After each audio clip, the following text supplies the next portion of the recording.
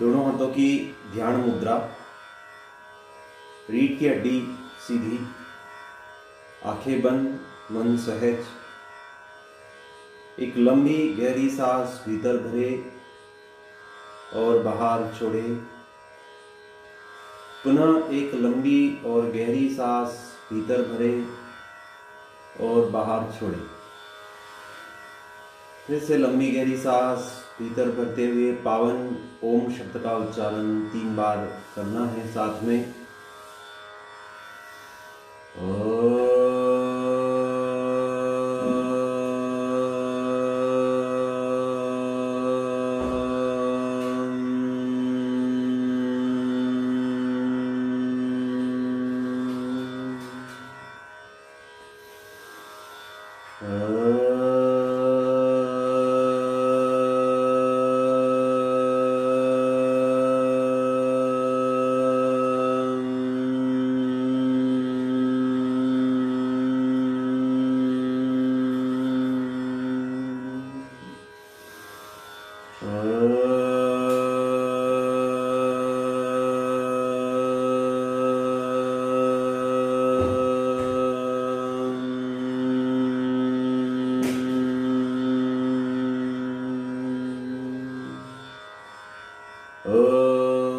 सहना भवतु,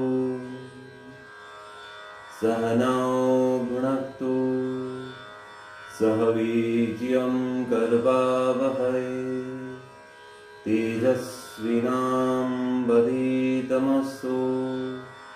मा विद्विषावहै।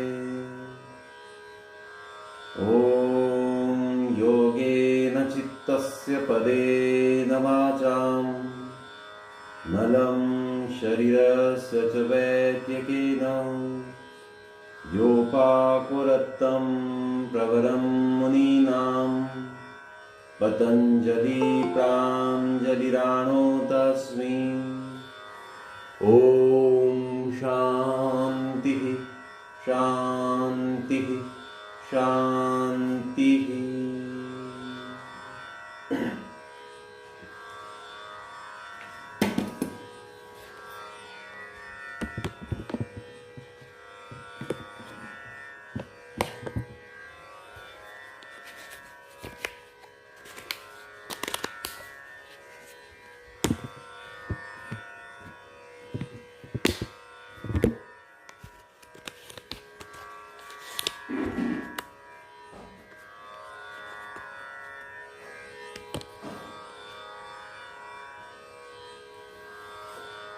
ठीक है, तो हम कल मुद्राओं के बारे में जान रहे थे और मुद्राओं के बारे में ऐसा कहा गया है, नास्ति मुद्रा समम किंचिदम सिद्धिदम क्षितिमंडले, अर्थात मुद्रा के सम फल देने वाला अन्य दूसरा कोई कर्म इस पूरे भूतल पर नहीं है।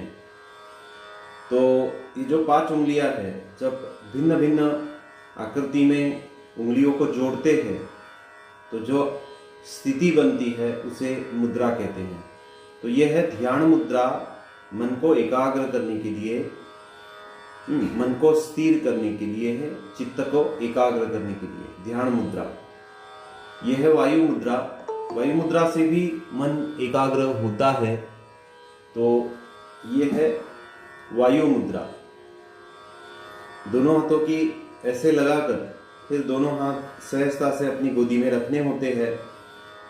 उसके बाद हमने देखी थी अपान मुद्रा। 5 प्राणों में से जो अपान प्राण है उसकी जितनी भी विकृतियां हैं उसे दूर करने के लिए और अपान को सम रखने के लिए ये मुद्रा की जाती है, अपान मुद्रा। फिर अंत में है प्राण मुद्रा।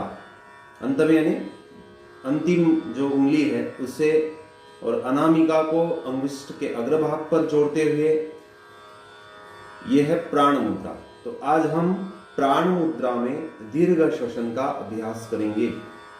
दोनों हाथों को ऐसे सहजता से गोदी में रखते हैं, दोनों घुटनों पर रखते हैं। हाथ के तलवे छत की दिशा में ऐसे सामने नहीं होने चाहिए, दोनों हाथ ऐसे छत की दिशा में। दोनों कोनियों के दोनों कोनियों के ऊपर 90 डिग्रीज का एंगल क्रिएट होना चाहिए।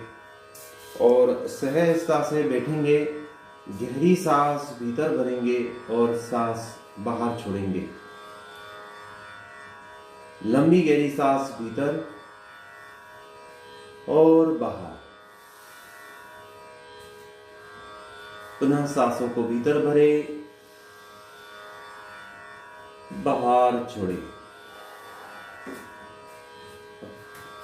2.5 या 3 अंक तक भरना है, 3 अंक तक छोड़ना है। तो सांसों को भरना शुरू करें। 1 2 3। सांसों को छोड़े। 1 2 3। पुनः भरे। 1 2 3। छोड़े। 1 2 3। भरे। 1 2 3। छोड़े। 1 2 3। ऐसे। तो ऐसे आप करते रहेंगे। साथ में संकल्प करें, इस वातावरण में, इस ब्रह्मांड में जो भी शुभ है, सकारात्मक है, वो मैं सांसों के माध्यम से भीतर भर रहा हूं, भर रही हूं। ब्रह्मांड की, वातावरण की पवित्र शक्तियां सांसों के माध्यम से मेरे भीतर संचार कर रही है और एक एक सांस के साथ एक एक शक्ति का आगमन भीतर हो रहा है। तो भीतर की शुद्धि हो रही है, अशुद्धि नष्ट हो रही है। शुभ का अर्जन और अशुभ का विसर्जन हम कर रहे हैं। मन में भी ये विचार करना होता है जब हम दीर्घ श्वसन का अभ्यास करते हैं। कहीं पर इसे भस्त्रिका भी कहते हैं, लेकिन ग्रंथ में अगर देखा जाए, जो अष्टकुंभक बताए हैं, सूर्य, वेदन, मुज्जाई, शीतली, शीतकारी तथा भस्त्रिका, भ्रामरी, मूर्छा, प्लाविनी, अत्यष्ट कुंभका। तो ये जो 8 कुंभक आते हैं, उसमें जो भस्त्रिका है, उसमें सांसों को भीतर रोका जाता है, अंत कुंभक किया जाता है। ठीक है, तो यहां पर हम भस्त्रिका भी कह सकते हैं, लेकिन इसमें कुंभक ना करें। कुंभक विरहित भस्त्रिका या फिर दीर्घ श्वसन इसे कह सकते हैं, ब्रीदिंग एक्सरसाइज।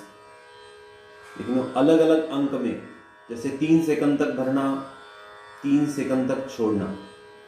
फिर जैसे हम अभ्यस्त हो जाते हैं तो 5 सेकंड तक भरना, फिर 5 सेकंड तक छोड़ना। और इससे समय को बढ़ाया जा सकता है। 10 सेकंड तक भरना, 10 सेकंड तक छोड़ना। तो अभी आप आवर्तन को पूर्ण करें, विश्राम। प्राण मुद्रा में हमने अभ्यास किया था दीर्घ श्वसन का। तो शुरुआती स्तर पर जितने भी योगाभ्यास किए जाते हैं, वो शरीर की शुद्धि के लिए किए जाते हैं, रोगों को ठीक करने के लिए किए जाते हैं, स्थिति को संतुलित करने के लिए किए जाते हैं, दोषों को संतुलित करने के लिए किए जाते हैं। तो शुरुआत में जो भी योग आप करोगे, उसमें प्रारंभिक अवस्था में कुंभक आपको नहीं करना है, अर्थात सांसों को भीतर भर के भीतर रोकना। इसे योग में पारिभाषिक शब्द में कुंभक कहा जाता है। अब थोड़ा सा ये जान ले, आप नोट्स भी ले सकते हैं। अगर नोटबुक है, पेन है, तो सांसों को भरने के लिए, जब हम सांसों को भरते हैं तो योग पारिभाषिक शब्द में, योग लैंग्वेज में उसे पूरक कहा जाता है। जब सांसों को अंदर ही अंदर रोकते हैं तो उसे कुंभक कहा जाता है। स्पेशली उसे अंत कुंभक कहा जाता है। बाहर छोड़ के जब बाहर रोकते हैं तो उसे बाह्य कुंभक कहा जाता है। और जब सांसों को छोड़ते हैं तो उसे रेचक कहा जाता है। रेचक का अर्थ होता है सांसों को छोड़ना। ठीक है, तो ये शब्द आप ध्यान में रखेंगे। अगली मुद्रा हम उससे परिचित होते हैं, ये प्राण मुद्रा थी। फिर ये जो प्राण मुद्रा है, इसका लाभ क्या है? तो ये प्राण मुद्रा आंखों के लिए बहुत अच्छी है। इससे आईसाइट सर इंप्रूव हात होती थोडा है। खाली घ्या सर. हाँ मैडम, सर हात थोडा खाली दिसत नाही प्राणमुद्रा. दिसत नहीं है व्यवस्थित, हात नाही दिसत आहे व्यवस्थित. 2 मुद्रा नाही मिनिट. दिसत आहे.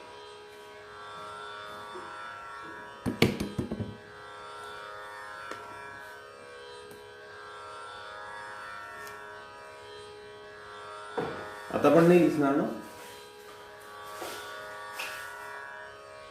आता दिसते? हात हात मुद्रा घ्या तुम्ही. थोडी खाली मुद्रा घ्या म्हणजे बरोबर दिसेल हात.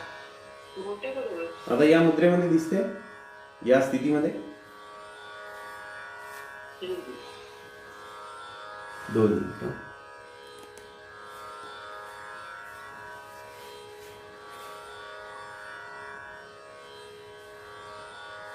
आधा दिसत आहे सर. ठीक है, ऐसे मैं थोड़ा सा करता हूँ क्योंकि ऐसा करने के बाद में फिर दिखता नहीं है. ठीक है, वैसे भी एक परिचय के लिए मैं आपको हाथ का पंजा ऊपर करके दिखा रहा हूँ. तो ये प्राण मुद्रा थी, ये डिफिशियंसीज के लिए भी कराई जाती है. शरीर में जितनी भी डिफिशियंसीज, मात्र विटामिन की नहीं तो मिनरल्स की और बाकी सब जितने भी संतुलित तत्व बताए हैं, protein, fats, carbohydrates, minerals, vitamins और जल तथा पानी की, तो ये डेफिशिएंसीज इससे ठीक होती है. अब आखिरी की उंगली जो है उसे जब अंगुश के अग्रभाग पर लगाते हैं तो इसे हम वरुण मुद्रा कहते हैं, जल मुद्रा कहते हैं. ठीक है, तो इसे लगाते हैं शरीर के ऊपर जितनी चमड़ी है उस चमड़ी को ठीक रखने के लिए या ठीक करने के लिए. शरीर में अगर जल का स्तर कम पड़ गया है, डिहाइड्रेशन में इस मुद्रा को कराया जाता है. डिहाइड्रेशन, अब डिहाइड्रेशन ज़्यादा उल्टी हो, वोमिटिंग्स हो, तो उस कंडीशंस में भी डिहाइड्रेशन होता है. लूज मोशंस अगर अधिक होते हैं तो उसमें भी डिहाइड्रेशन होता है. तो ऐसे कंडीशंस में रोग को ठीक करने के लिए भी इस मुद्रा का चयन किया जाता है. ओके, दोनों हाथों की ऐसे मुद्रा लगाते हैं. ठीक है, भले ही आपको दोनों हाथ घुटने पर रखने के बाद में न दिखता हो तो आप, क्योंकि मोबाइल को अगर और ज़्यादा दूर रखेंगे तो फिर आप ठीक से सुन नहीं पाएंगे, तो साउंड मोबाइल कैच नहीं करेगा. ठीक है, तो ऐसे रखते हैं दोनों हाथों को अपनी गोदी में. और कल मैंने कपालभाति के बारे में आपको बताया था, सांसों को बलपूर्वक बाहर छोड़ना और सहजता से भीतर भरना. सूत्र क्या है कपालभाति का? सांसों को बलपूर्वक बाहर छोड़ना, झटके से बाहर छोड़ना और पेट को अंदर लेना. सांसों को सहज भरना, पेट को ढीला छोड़ना, है ना. तो effortful expiration and effortless inspiration. With sound expiration, without sound inspiration. भरेंगे तब साउंड क्रिएट नहीं होगा. जब सांसों को भरेंगे तब अपना भी आवाज खुद को नहीं आएगा, खुद का आवाज खुद को नहीं आएगा. और जब छोड़ेंगे तो सामने वाले को आवाज आएगा. Forceful expiration is called kapalbhati. ठीक है, तो वरुण मुद्रा में हम करेंगे कपालभाति का अभ्यास. तो 1 सेकंड में 1 स्ट्रोक. ठीक है, ऐसे शुरू करें.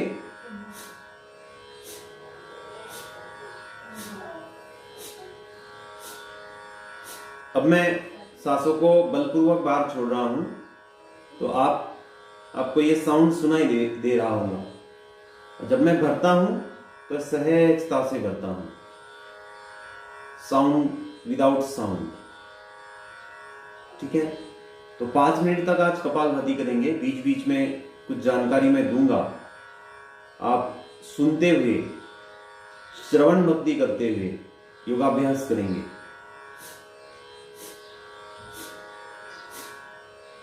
और 1 सेकंड में 1 स्ट्रोक लगाएंगे. अब जो पहली बार कर रहे हैं, ठीक ठीक समझ नहीं पा रहे होंगे, तो जैसे आप समझे हैं वैसे करना शुरू करें. हो सकता है किसी किसी को समझने में 2-3 दिन का या उससे और अधिक 2-3 दिन का, यानी 5-7 दिन का समय लग सकता है.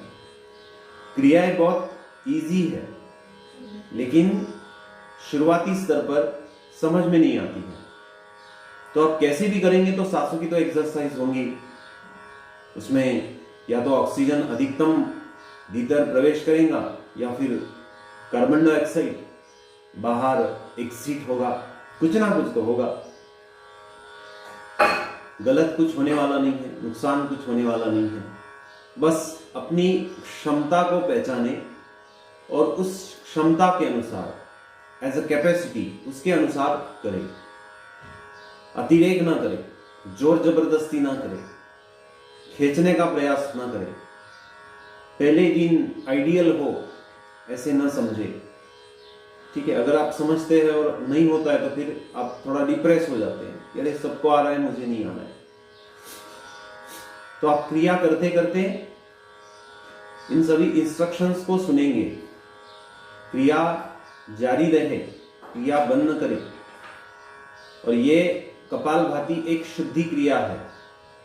ठीक है, शरीर को शुद्ध करने की, खून को परिशुद्ध करने की एक बहुत ही अग्रिम क्रिया है, जिस क्रिया में किसी साधन की और किसी व्यवस्था, विशेष व्यवस्था की आवश्यकता नहीं पड़ती है।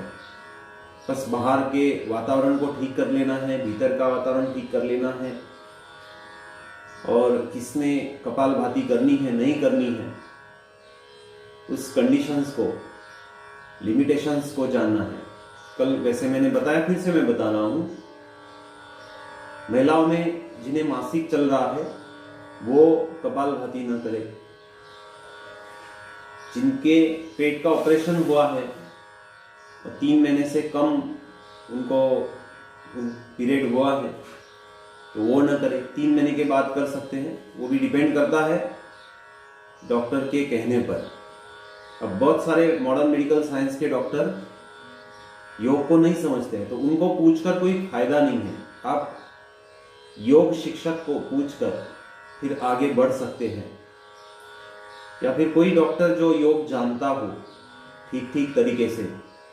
बहुत से डॉक्टर योग तो जानते हैं लेकिन उसके लिमिटेशंस को, कहाँ पे करना चाहिए नहीं करना चाहिए, उसको नहीं जानते हैं। तो जो अनुभव प्राप्त वैद्य है, डॉक्टर है या फिर कोई योग शिक्षक है, तो उससे आप ये जान सकते हैं। तो ये इसकी लिमिटेशंस है। पेट में अगर दर्द हो रहा है तो धीरे धीरे करें या न करें। ठीक है, तो हर क्रिया को 3 स्तर पर किया जाता है, एक मंद, मध्यम और तीव्र। तो कपालभाति भी मंद, इसमें छोड़ते समय भी विशेष आवाज नहीं आता है, खुद का खुद हम सुन सकेंगे, दूसरा सामने वाला नहीं सुन सकेंगे। तो मंद गति से कपालभाति, उसमें 1 सेकंड में 1 स्ट्रोक ही करना है, लेकिन सांसों की जो तीव्रता है उसे थोड़ा धीमा रखें, कम रखें। मध्यम में साउंड क्रिएट होता है और तीव्र गति में 1 सेकंड में 2 स्ट्रोक लगाए जाते हैं, उससे अधिक भी लगा सकते हैं अगर आप अभ्यस्त हैं, कर सकते हैं तो। ठीक है, आंखें बंद करके या खुली रख के भी कर सकते हैं। कंपल्शन नहीं है कि आप आंखों को बंद करके ही करना है। हाँ, जब मेडिटेशन करेंगे तो उसमें आंखें बंद होती हैं। अब तो हम शुद्धि क्रिया कर रहे हैं, फिर भी अगर आंखें बंद हो तो बहुत अच्छी बात है, क्योंकि डाइवर्शन नहीं आता, लक्ष्य विचलित नहीं होता। सामने अगर कोई दृश्य दिख पड़ता है तो उसके तरफ हमारा ध्यान नहीं जाता, बस जो हम कर रहे हैं उसके तरफ ही हमारा ध्यान रहता है। इसलिए हो सके तो आंखें बंद करें। लेकिन आंखें बंद करने के बाद में परेशानी हो सकती है कि चक्कर आना, सिर में हल्कापन लगना, अनकंफर्ट फील होना। अगर ऐसा कुछ होता है तो फिर आप आंखें खुली रख के ही योग करें, कपालभाति या फिर जो क्रियाएं बताई जाएंगी उसे करें। अब आवर्तन को आप पूर्ण करें, विश्राम करें। ठीक है, ये बात आवश्यक है कि अगर मैं कहता हूं आप क्रिया जारी रखें तो आपने जारी रखनी है। अब बहुत सारे साधक जो है क्या करते हैं, शुरुआत में करते हैं, 30 सेकंड तक करते हैं, फिर करते करते करते करते रुक जाते हैं, फिर बैठ जाते हैं, और फिर सुनना उन्हें अच्छा लगता है तो फिर ऐसे मस्त बैठ के सुनना शुरू करते हैं, करना बंद कर देते हैं। तो आप क्रिया सीख रहे हैं, इसलिए क्रिया का अभ्यास आपको करना है। और जब तक नहीं करेंगे तब तक सीख नहीं पाएंगे, है ना। देखकर कोई सीखता नहीं, करने से ही सीखता है। इसलिए प्रत्यक्ष रूप से करें। और कोई रिस्ट्रिक्शन हो तो कोई बात नहीं है, आप मात्र सुनते भी है, देखते भी है तो भी चलेगा, ठीक है। मान लो किसी का पेट का ऑपरेशन हुआ है तो वो बैठ के मात्र सुनेगा। और इसका वीडियो भी मैं बना रहा हूँ, तो जो लोग गूगल मीट में अटेंड नहीं कर सकते उनके लिए यूट्यूब के ऊपर वीडियो भी मिल जाएगा, ठीक है। तो ये थी वरुण मुद्रा। अब हम करते हैं लिंग मुद्रा, ठीक है। ऐसे दाहिने हाथ के अंगूठे को, अभी वीडियो में शायद आपको उल्टा दिखे, राइट को लेफ्ट और लेफ्ट को लेफ्ट देखें आप, तो राइट हैंड का जो अंगूठा है ऐसे ऊपर रखे उसे, और लेफ्ट हैंड की जो उंगलियां है वो राइट हैंड की उंगलियों में ऐसे फंसानी है, ऐसे इंटरलॉक करनी है, और अंगूठा ऊपर रहे, है ना। जैसे शिवलिंग होता है वैसे कृति बनती है, इसलिए इसे लिंग मुद्रा कहा जाता है। लिंग मुद्रा, तो ये जो लिंग मुद्रा है ये लगाने से शरीर में ऊर्जा महसूस होती है। ऊर्जा का संचार इस मुद्रा को लगाने से होता है। अब ऊर्जा यानी उष्मा, तो इससे शरीर गर्म भी होता है। इसलिए ठंडी के दिनों में हम अनचाहे, हम इसको जानते नहीं है लेकिन फिर भी ऐसे करते हैं। जब ऐसे करते हैं तो ठंडी कुछ कम महसूस होती है।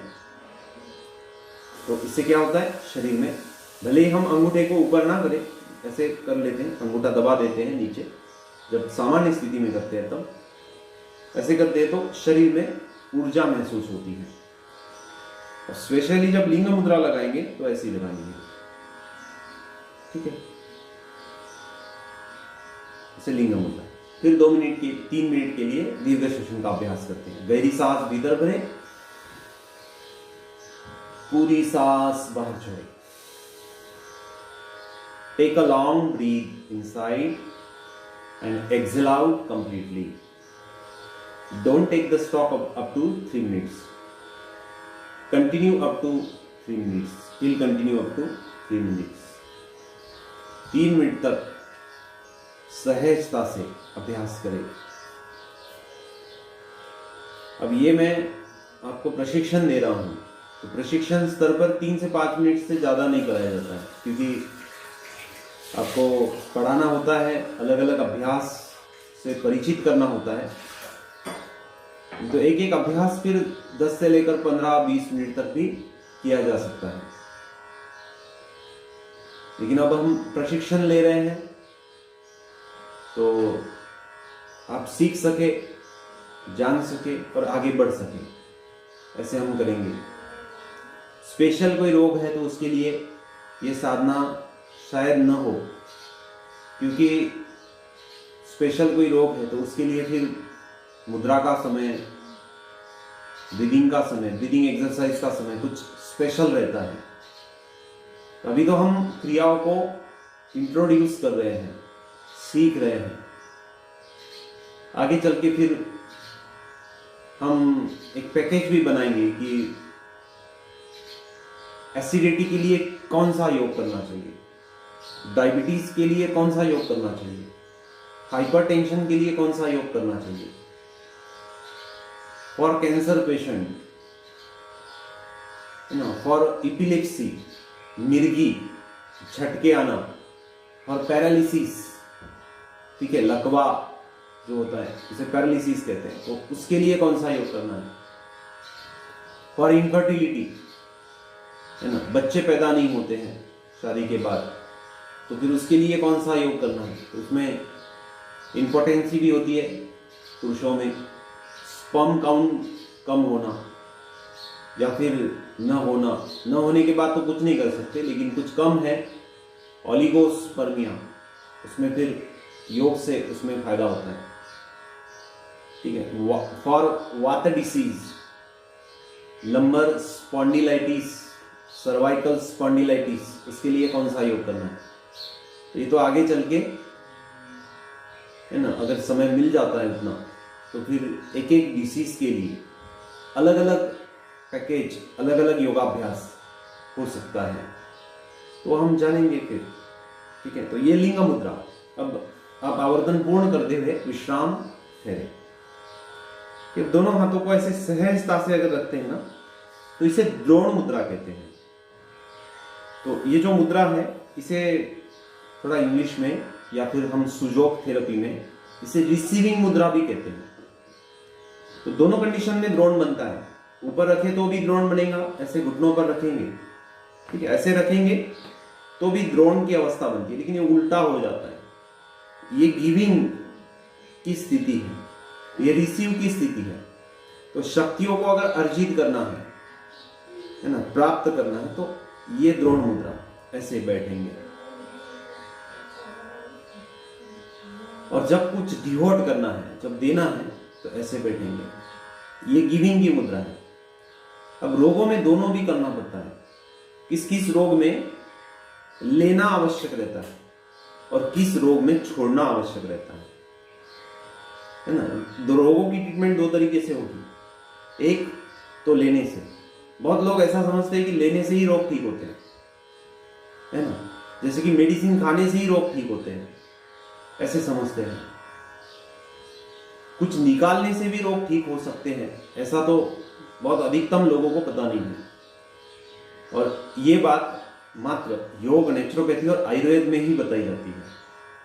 जैसे आयुर्वेद में पंचकर्म की व्यवस्था है, इसमें दोषों को बाहर निकाला जाता है, वमन के माध्यम से, विरेचन के माध्यम से, बस्ती, रक्तमोक्षण तथा नस्य के माध्यम से रोगों को, दोषों को शरीर के बाहर निकाला जाता है।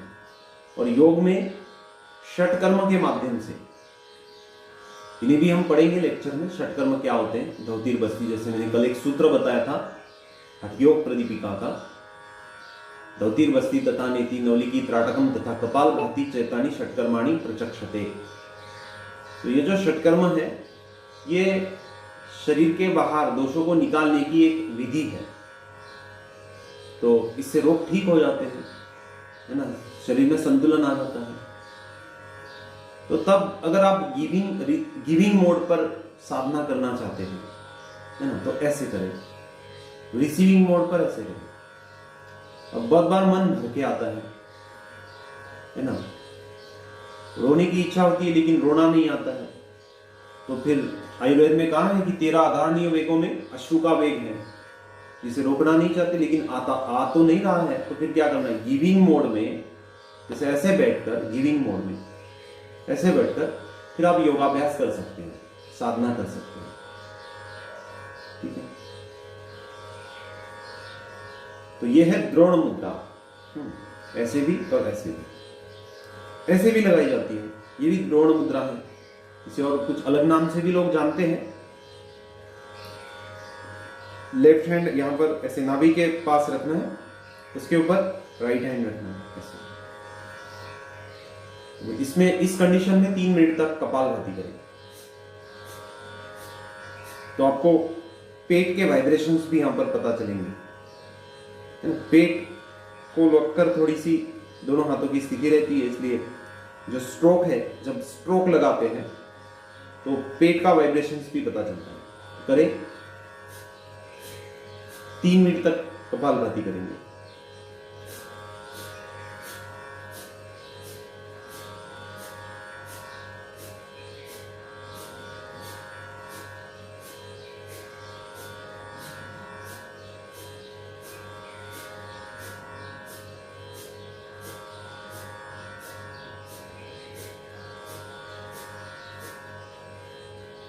ऐसे। अब इसमें जब भी कपालभाति करते हैं, आप करते रहेंगे, सुनना है आपको, ठीक है, आंखें बंद या खुली रखो, चलेगा। तो जब भी कपालभाति करते हैं तो नाक साफ होना चाहिए, ठीक है। नाक में अगर मल भरा पड़ा है तो कपालभाति ठीक से नहीं होंगी। और एक साथ में रुमाल रखना है ना। ठंडी तो वैसे कम हो गई है लेकिन थोड़ी ठंडी है ना। तो हो सकता है किसी के नाक से आइसक्रीम बाहर आ जाए, तो रुमाल साथ में रखे या फिर नाक को साफ करके बैठे। बीच में अगर कोई यानी ज्यादा ही नाक भर जाता है तो आप उठ के भी है ना बाथरूम जाकर नाक साफ करके आए। अगर नाक साफ ना हो तो फिर कपालभाति नहीं होगी, क्योंकि फोर्सफुल एक्सपिरेशन किया जाता है इसमें फिर नाक में भरा जो मल है वो बाहर आता है। फिर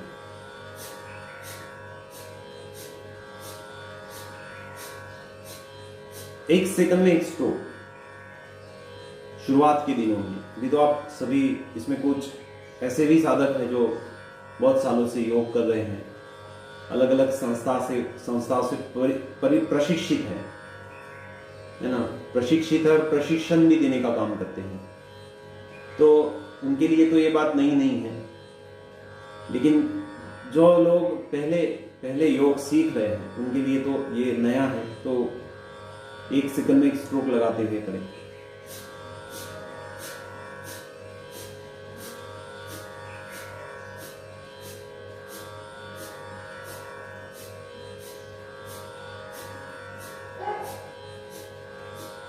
ठीक है, ऐसे। तो अब आप रिलैक्स हो जाए। अब बीच बीच में थोड़े से सूक्ष्म व्यायाम भी करने हैं। दोनों है ना पैरों के घुटनों को खोल दे और दोनों पैर के पंजे, ठीक है आपको पंजे में दिखाता हूं। दोनों पैर के जो पंजे हैं सामने की दिशा में ऐसे मोड़े, फिर पीछे ऐसे ओढ़े, ऐसे सामने स्ट्रेच करें, फिर पीछे ऐसे। और पैर अगर भारी हो गए हैं तो घुटनों से ऐसे अल्टरनेटली राइट और लेफ्ट को ऊपर ऐसे उछालें ऐसे। तो इससे क्या होता है, जो ब्लड सर्कुलेशन चोक हो गया था वो फिर नॉर्मल हो जाता है ऐसे। फिर उंगलियों को कस के बंद करें ऐसे और फिर खोलें। इन सभी के नाम मैं आपको बताऊंगा। अभी तो रिलैक्स होने के लिए सूक्ष्म व्यायाम का अभ्यास मैं करा रहा हूं। तो जैसे ही आप सूक्ष्म व्यायाम के बारे में सीखेंगे तो एक एक के नाम मैं आपको बताऊंगा। अभी तो थोड़ा रिलैक्स हो जाए। दोनों पैरों में थोड़ा अंतर ले, दोनों पैर के पंजे अंदर और बाहर ऐसे, अंदर और बाहर।